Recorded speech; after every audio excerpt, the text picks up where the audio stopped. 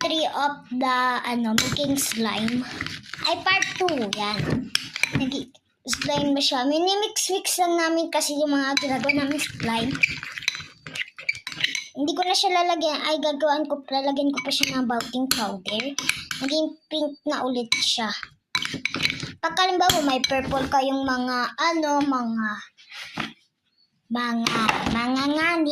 Nagbubukas ka ng plato. Nagawa ko ng slime, nagbablog. Ito, cellphone. Nabus ko na yung powder mo. Ay na yun, babayaran ko rin yan. Okay, balik natin siya. And may mix ulit. Ayan, mix natin. Lalagyan ko siya ulit ng water. Ayan si Mama Sagot. Ayan, may mix natin. Ayan, may mix ko lang siya. Ayan, naging slime. Ito, slime na.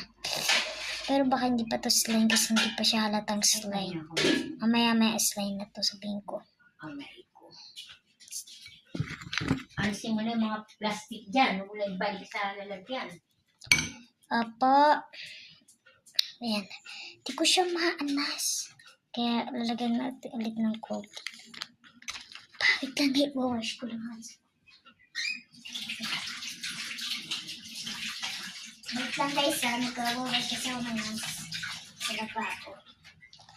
Lalagyan ko rin siya ng soap. Para kahit konti may ano siya. And pagkatapos mix ulit natin para hindi siya sobrang colorful, nilagyan ko siya ulit ng ayan. Yung mga sa gilid-gilid. May mix ko lang siya kasi diba? Lagyan ko ulit siya ng Colgate para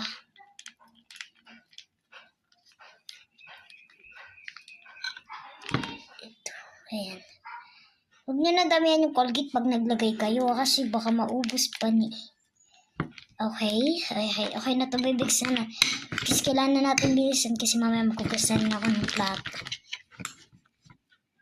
Pang-ano ko muna to. Ito na yung parang last na vlog ko muna kasi hindi mo na ako magpo-post for a few days kasi tingnan nyo, malapit na rin yung alaran School a day ba?